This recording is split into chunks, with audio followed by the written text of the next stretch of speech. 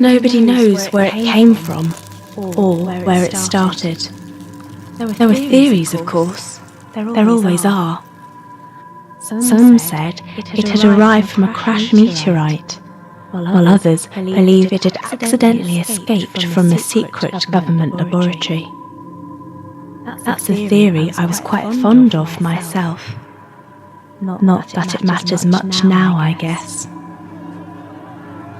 It goes without saying that all the religious crazies in America seem to think it was a message from God. After all, what else could it have been? They were so sure that these were the end days, and boy did they swamp the streets to tell us about it. I remember seeing a report on the 6 o'clock news with some elderly woman holding up a sign saying, "Repent, the rapture is coming."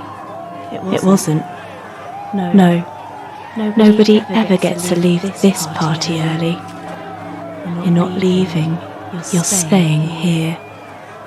You're going nowhere. You're staying. In the first few weeks, we still held on to a glimmer of hope. It wasn't much, but it was enough. Countries across the world were completely paralysed and isolated. Air and sea travel was practically non-existent. And one by one, every TV and radio station blipped into infinity, until the only message left, broadcasting around our heads, was to stay in our homes.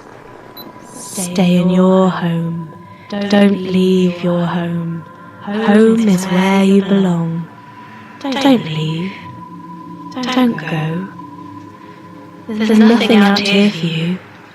Your home. You and your home. Stay in your home. Stay in your home. Stay in your home. Stay. Stay. Stay. Stay. To begin with, at the first sign of infection, you'd hang a white cloth outside your front door.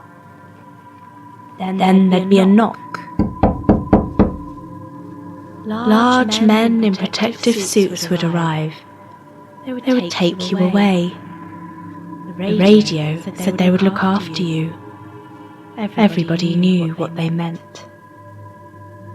My husband and son were looked after 6 days ago. The first sign is always the same. I remember Jack running into our bedroom as tears of blood ran down his face. He is only 7. I whispered into his ear and told him everything would be okay. Don't be scared. I'll always protect you. Don't be scared. There's nothing to be scared of. Don't be scared. Don't be scared. The more blood I wiped away, the more he cried. Don't be scared, I told him. The knock on the door came later that day. I begged and cried. I screamed. I screamed and I cried. I wanted to go with them. I had to. But I wasn't showing any signs of infection. I knew I was infected. They knew I was infected, but those were the rules. A swift rifle butt to the face, and I was on the ground, bleeding my infected blood, spitting out my infected teeth. They were gone. Don't be scared, I told him. To begin with, I hoped that they'd both been treated well in their final hours, taken to a hospital and allowed to die peacefully. But now? Well, now I secretly hope the stories of roadside executions were true. I hope it was quick. I hope he wasn't scared. Things have changed. The voice on the radio has new instructions for us. It tells us how it can make all the pain go away, how to make things better, as long as we don't go anywhere, as long as we stay. I bleed now. I leave a trail around the house. The radio tells me to make some kind of white cross on the window. The men will knock at my door. They will push an envelope through. The men will barricade me into my own home. They will take the pain away.